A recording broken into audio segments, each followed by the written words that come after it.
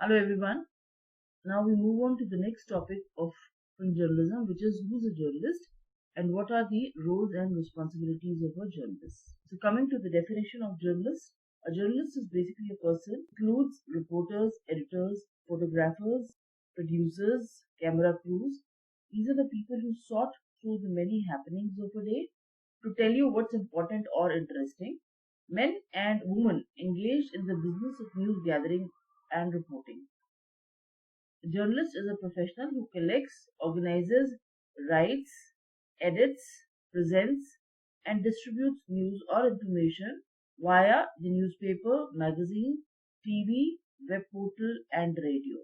Journalist is a person essentially who's involved in collecting, packaging, and then serving news. Coming to the reporters, now reporters gather information and present it in a written or spoken form in news stories, features, articles, or documentaries. And now these days, when we are really looking at digital environment, what we are seeking is a reporter who's well versed with the multimedia environment. So different formats of reporting, other than the video as well as the written form, there could be an audio story as well. So all of these forms of packaging or a person who collects information and packages in any of these forms for presentation of the stories is a person who's known as a reporter. A reporter also writes articles, documentaries, processing the news information gathered by the reporter. There can be different formats particularly in the multimedia environment to serve news. I would also want to add here that the function of gathering of news has undergone a change as well. See, there is a lot of dependence on user generated content from the digital platform, particularly interfaces which are related to citizen journalism, to understand as to what are the questions in the mind of the reader. Okay? And then reporters first loyalties towards its reader, its viewer, or its listener. And that is precisely if you really want to know the mind of your reader or your viewer, it is best to look at the citizen journalism websites or certain other platforms where people are keen on reporting on certain aspects. Coming to sub-editors, sub-editors they say is the last line of defense for a newspaper. So sub-editors are the people who are involved in packaging the story. Reporter collects the information. It's the sub-editor who processes, who take the stories written by the reporters and put them into a form which suits the special needs of their particular newspaper, magazine, bulletin, or web page. Now, so what is this kind? See, well, the reporter, when he's collecting the information, he's looking at the treatment that he can give or that he may give to that particular subject. The sub-editor basically is the person who is involved in dressing up the story. So whether an infographic is going to go, whether the story is going to be placed on the front page or the back page or the middle page, or whether the story is complete in all dimensions, there are different designs and layouts that the sub-editor is responsible for creating in a newspaper. So that is who a sub-editor is. So basically, reporters are part of the reporting team and they report to the chief city reporter or to the bureau chief. At senior level, the reporters graduate to become correspondents. Similarly, sub-editors graduate to become assistant editors or chief sub-editors or news editors. So the hierarchy of a newspaper organization, which we are going to deal with in a later topic, there are two wings to the editorial. One is the reporting side, and the other one is the sub-editing or the news processing side. So both these sides, when they come together, they are able to editorially produce a newspaper or a news bulletin for that matter. Right? Now coming to photojournalists, now what is the role of a photojournalist? Basically, photojournalists are witness to, and in fact, all the journalists basically are witness to moments which cannot be recreated again. So when I'm talking about photojournalists, they are the ones who are actually capturing, who are chronicling history in their pictures, right? To give you an example, let's say when Usain Bolt improved his own record, that particular moment cannot be recreated in the history of mankind, and that is why the reporter who focused on clicking that picture of Usain Bolt when he actually ran past that ribbon is something that you've got to keep in mind. Photojournalists are people who are recreating, so the emotion, the expression, the effort that the picture reflects of Hussein Bolt running past that final ribbon is actually very, very newsworthy, and it is actually a tool to chronicle history. Now, when I'm saying chronicling history, I'm saying the moments that cannot be recreated again. That is the function of a photojournalist. Then coming to the editor, now editor is usually the person who makes the final decision about what is included in the newspaper, magazine, or news bulletin. Now, editor, whether he produces page himself or his team produces it for him, it is important for you to know that editor is accountable for every letter, every word that goes in a newspaper. So the responsibility of the editor, how does he function? It is he just makes sure that all the processes in place for ensuring that the edition or the newspaper is produced flawlessly to perfection. That is how the editor actually looks into it, and he ensures that the very, very effective workflow, very, very streamlined workflow in a newspaper exists. In case there is a complaint against whatever the content is published in the newspaper, it's the editor's neck which is on the chopping block, and the sub editors, because sub editors, as I say, are the last line of defense for any newspaper. That means if you start your career in the news desk and you start as a training sub editor, you would be processing the news. You would be exposed, first of all, to a news environment. You will be able to access the news inflow from agencies or from photojournalists or from the city or national bureaus, right? So these are some things that you ought to be very, very clear about. Now, coming to the news editor, a news editor is a person who's in charge of news journalists. In small organization, news editor may make all the decisions about what stories to cover and who will do the work. News editor is a person who heads the editorial meeting in the morning. In almost all the newspapers, there are meetings happen at least thrice in a day. One in the morning when you are planning the next day's edition, then in the afternoon when the digital stories that are flown in are uploaded on the website, and finally in the evening when the stories have actually come in and the news editor along with the chief sub editor decides on the placement of the news, on the value addition by way of graphics or infographics or by way of pictures. These are very, very important meetings because they actually decide on what is to be placed in the news edition. That is what the function of a news editor is. Now comes the features editor. Features writers work for newspapers and magazines writing long stories which usually give background to news. The person in charge of producing a particular current affairs program is usually called the producer, and the person in charge of all the programs in that series is called executive producer. That is on the production. In a multimedia environment, the subject treatment of the news, in fact, it is the research has established it. The infotainment form of news is actually working very well. So things like Cyrus Brocha's The News That Wasn't, or things like So Sorry, the way they serve news is infotainment. It is not a straight, serious delivery of the headlines as it used to be.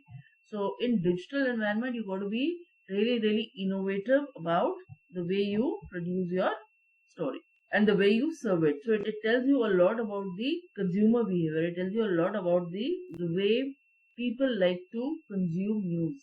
I'm not saying that the newspapers, news reports, or the television news headlines are any less important, but yes, what is most important is that the way news is presented in the formats other than the straight headlines, whether it is debates, it is infotainment, or it is that now these days every channel is talking about top 50 headlines, top 100 headlines. That is the impact of digital news on the television content. Right? So that is precisely what. And who's a journalist? Now, journalists are specialist writers. They may be employed to produce personal commentary columns or reviews of things such as books, films, art, or performance. So, who can actually evaluate or judge an art performance? Or um, let's say a theater performance. Let's say a dance performance. A person who's well versed in that craft, right? So these people cannot and may not be people on the rows of newspaper. They can be commentators, they can be columnists. Okay? Similarly, people who review books or films have to be really, really well versed with the craft, right? They ought to know, they ought to understand films beyond, uh, the simplistic approach of a viewer, right? They can look at the casting, they can look at the direction, they can look at the technically, how technically the film has been treated, okay, whether there are some special effects being used, right? So, as a film critic, you ought to look at a film from multiple dimensions, not only from the dimension of box office, right? And that is precisely what special writers do. Now, coming to the roles and responsibilities of journalists, news media is most effective in strengthening the process of democratization, good governance, and human development, where journalists function as watchdog over the abuse of power, promoting accountability and transparency, as a civic forum for political debate, facilitating informed electoral choices, and as an agenda setter for policymakers, strengthening government responsiveness to social problems. Now, I repeat again, so one of the key responsibility of news media is strengthening the process of democratization. That is why you see when the elections happen, Times of India, particularly the assembly or the general elections, Times of India comes up with a special page, and that page is called Dance of Democracy. Now, Dance of Democracy is a page which indicates or which reflects all the electoral or election related stories. Similarly, the parliament proceedings, when newspapers covers parliament proceedings, what are they doing? They are facilitating or they are strengthening the process of democratization. Then comes good governance and human development. Now, when I'm saying human development, so all of these government policies, say Digital India or Swachhata Abhiyan, Make in India, Atmanirbhar Bharat, all these dimensions of government policy are being reported by the news media because they, or Skilling India for that matter, are being reported by the news media because they contribute or they aid or they assist in the human development. Now, what is a watchdog function? When I'm saying watchdog function over the abuse of power. Now, we all know that there are four pillars of democracy, okay? The legislative, the executive, the judiciary, and the media. Now, the function of media is to hold the power corridors and the people in power, to hold them accountable and to ensure that there is transparency. As a civic forum for political debate, uh, so when I'm saying political debate, all I'm trying to tell you here is that there are different perspectives. Say on farmers' agitation, let's say Congress leaders may have one perspective, and um, BJP may have another perspective.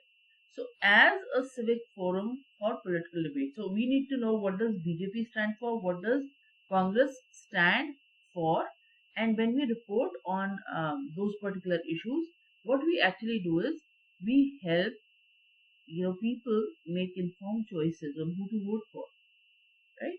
So that is precisely when I'm saying that the news media acts as a civic forum for political debate. Now, the last and the most important function of media is acting agenda setter for policy makers. Now, when I'm saying agenda setter for policy maker, say uh, whether the government is going to prioritize clean water, whether the government is going to prioritize clean air, um, and whether that is an issue which commands or which demands attention of the government. That is one aspect that media addresses at their own end. So, out of let's say 50 or 60 burning issues, there might be 3, 4 issues which are really, really pressing, which the government must prioritize. So, sometimes media acts as the agenda setters for policymakers. And I would want to add here that in the Prime Minister's office, very often you will come across a position of media advisor. Now, what does media advisor do? Media advisor is responsible for um, or is responsible for making value addition to the policy framing. So, to cut the long story short, I would want to say that when agenda setting essentially involves uh, media professional assisting the government in highlighting, in understanding, or in expressing, it is responsible for ensuring that the government responds to social problems. Right? So that is precisely what the role of a journalist is. In fact, you will come across columns there's a column called Sunil Sarkar in Punjab Kesari. Now, this columnist essentially is talking about uh, issues such as population growth and how the government should address it, how the government can possibly address that particular issue, right? So similarly, somebody writing on environment, somebody else writing on, let's say, how to clean rivers, all of that. Then comes the watchdog role. I'm just going to do a little detailing on what is watchdog role. In their watchdog role, the channels of the news media can function to promote government transparency, accountability, and public scrutiny of decision makers in power by highlighting policy failures, maladministration by public officials, corruption in the judiciary, and scandals in the corporate sector. So I repeat again.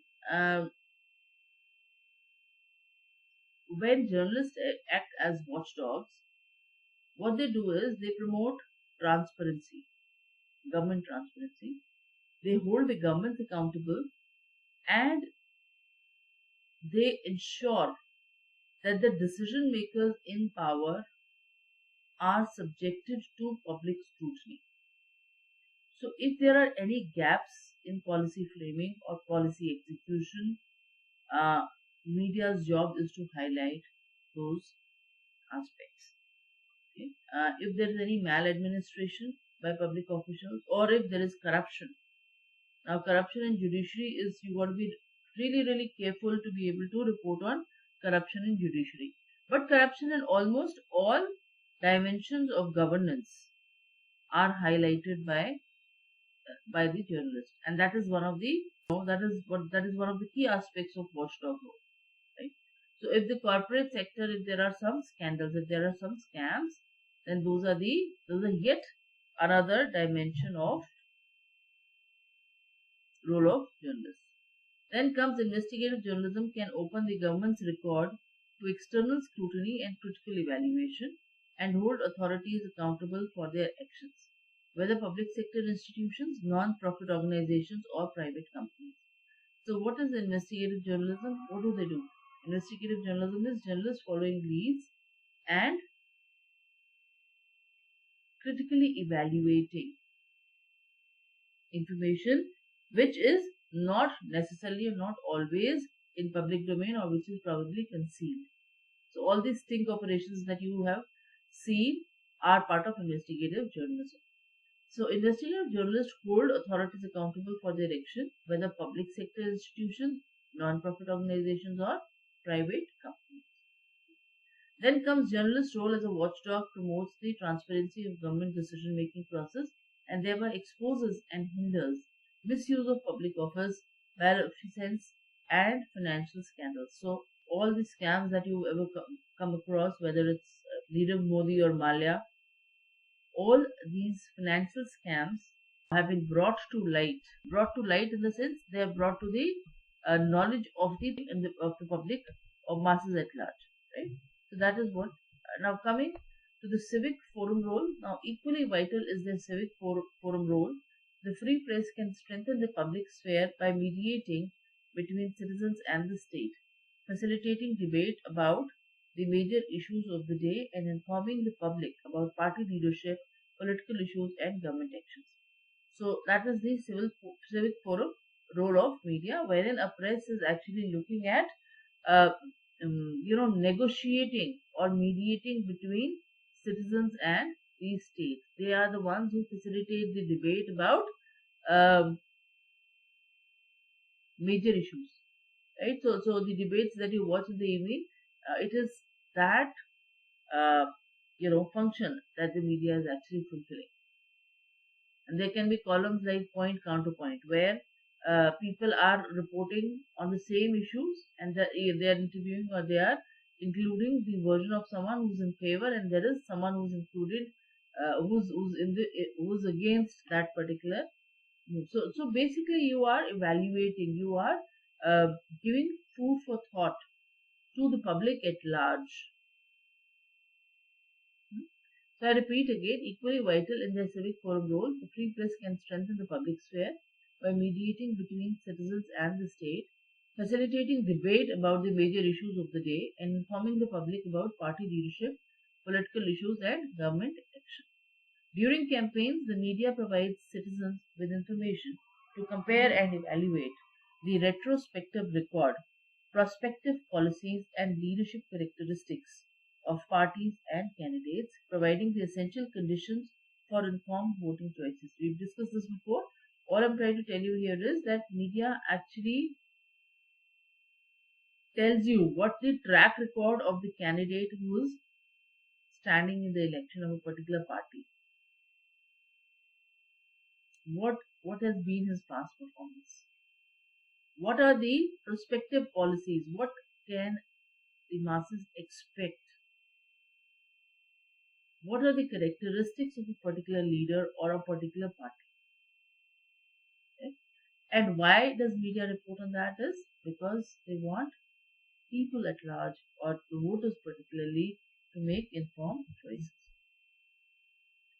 Then the third role that we discussed, which is agenda setter's role. The news media also functions as an agenda setter, providing information about urgent social problems and thereby channelizing citizens' concerns to decision makers in government. Particularly in cases of natural disasters, public officials often suffer from a breakdown in the usual channels of communication. Poor internal communications among official agencies can hinder the delivery of effective emergency relief, so that timely and accurate information about the scope and nature of any disaster is vital as the first step in an effective official response. So I repeat again. Now, agenda setter basically means if there are some pressing social problems,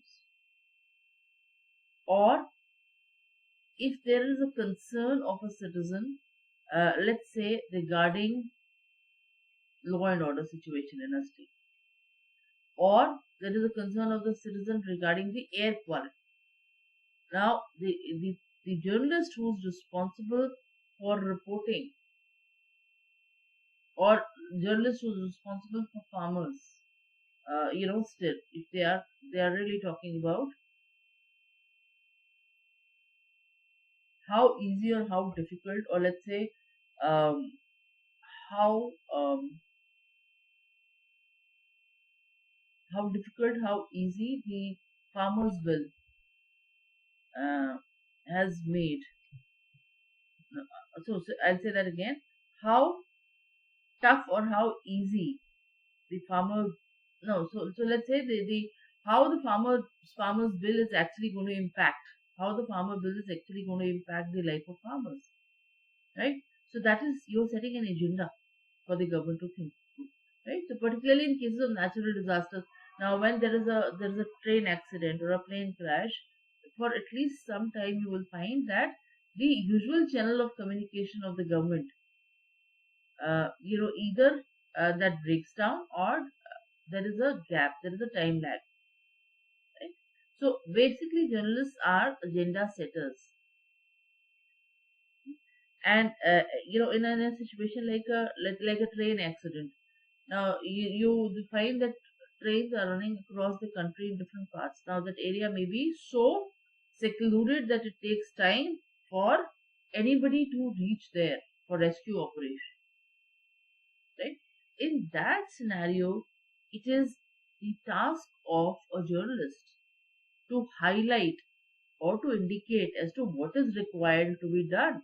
If the government agencies are not delivering, are not doing, or not addressing something important, it is very, very critical. It's very, very important that the news media highlights it and thereby teams up with the government to really cause or to ensure that the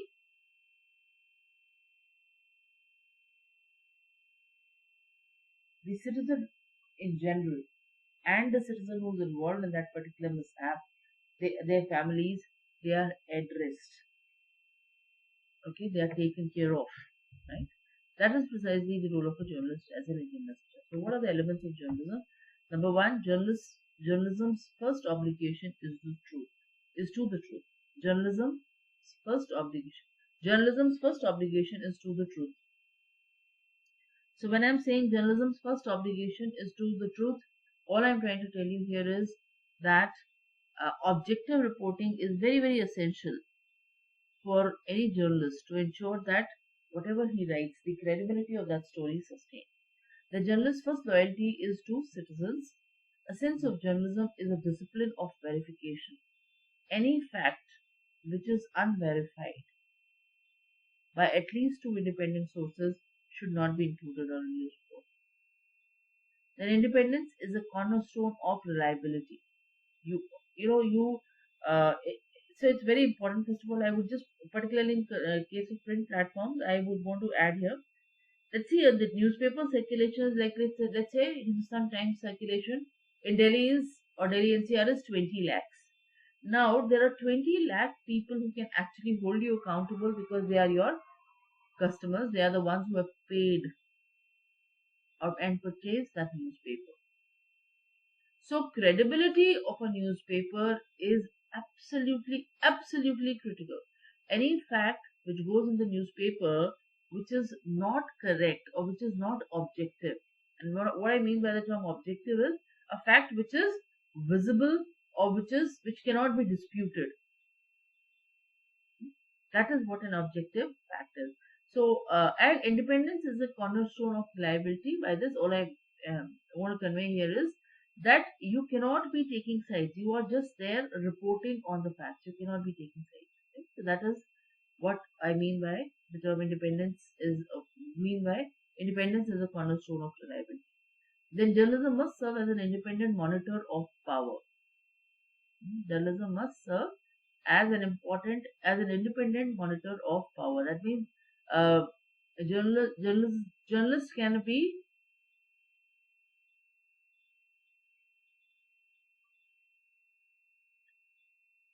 a journalist can hold even the prime minister's office accountable, and and you are not part of the prime minister's office, so you're not obliged by the people who are in power to monitor power, right? So that's to monitor. So I repeat again. So journalists must serve as an independent monitor of power, which means journalists must ensure that uh, the power corridors are clean, transparent, and are delivering clean governance. Right? So you are acting as a monitor of power. You can hold the ministers, you can hold the government officials responsible. Then journalism must provide a forum for public criticism and compromise. So again, very important platform. If you are critical of something, or if uh, so let me give you an example of this farmers vegetation. Now there are two sides of the story. One side of the story is when the farmers are actually uh, critical of a particular law, so they have a dimension or a perspective on the matter, and is the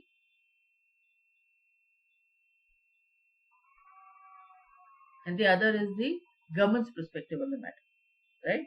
So whether the concern of the farmers is that these bills were passed, um, in the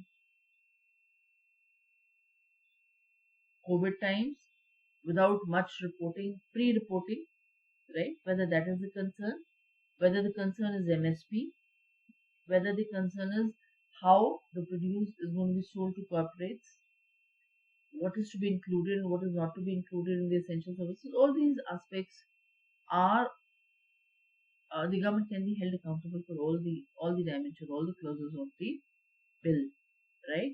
That has become a law in the farmers' life, right?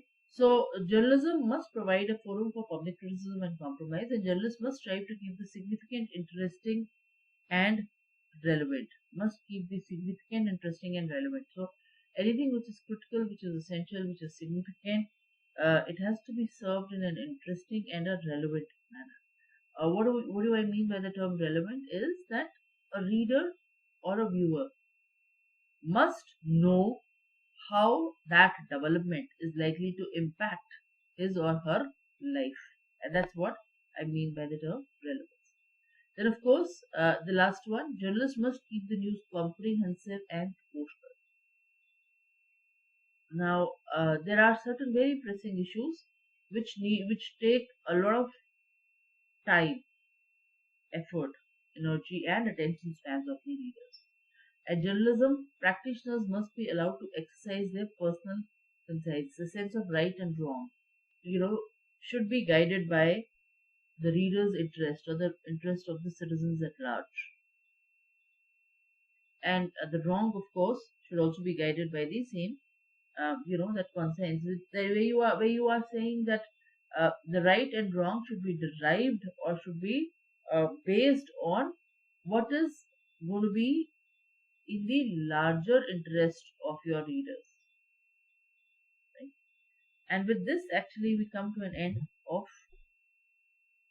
Okay, with this, we move on to roles and responsibilities of a journalist. So, first of all, accurate reporting.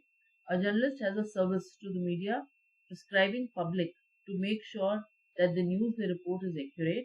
This is enforced by self-regulating bodies and media laws such as libel and defamation. There are various laws which govern media, which we are going to talk about at length in your last semester, in your final semester. But for now, it is important for you to understand that accurate reporting, the facts being reported in an accurate manner, is a prerequisite.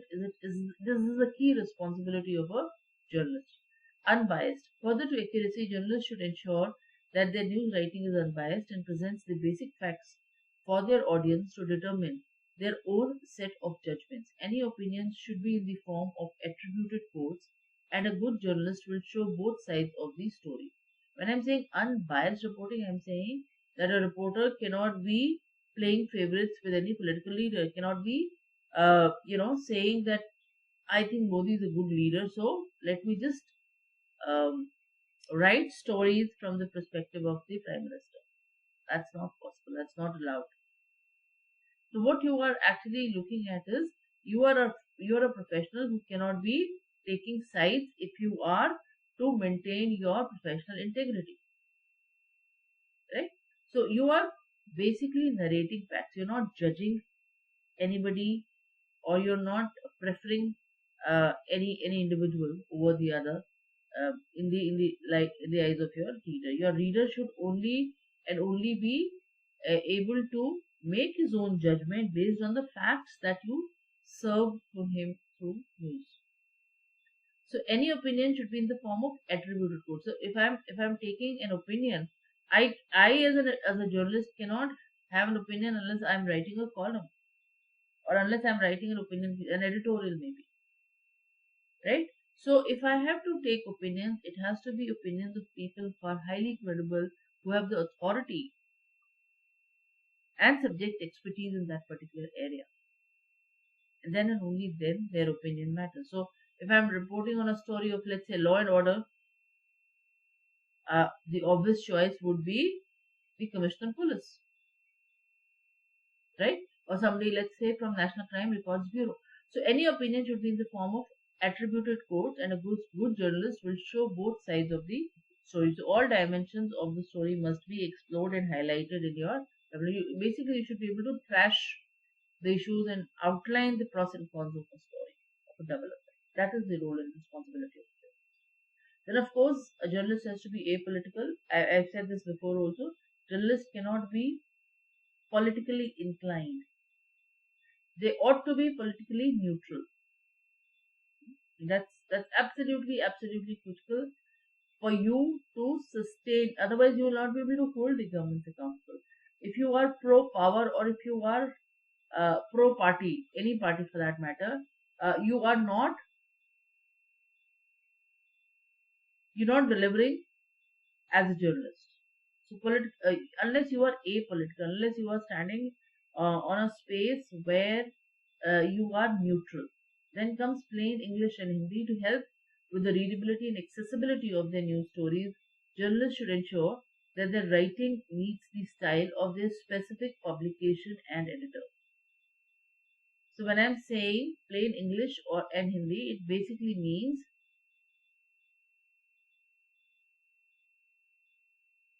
every publication has certain stylistic dimensions, right? And say for instance, um, while you are reporting budget or while you are reporting, let's say, the speech of a parliamentarian. Now, that parliamentarian may be or may have read the bill that he is talking about in great detail. But you, as a reporter, have to break down the complexity of that law, making it very lucid, making it very simple for the masses to understand. Right? So, journalists should ensure that their writing meets the style of their specific publication and editor.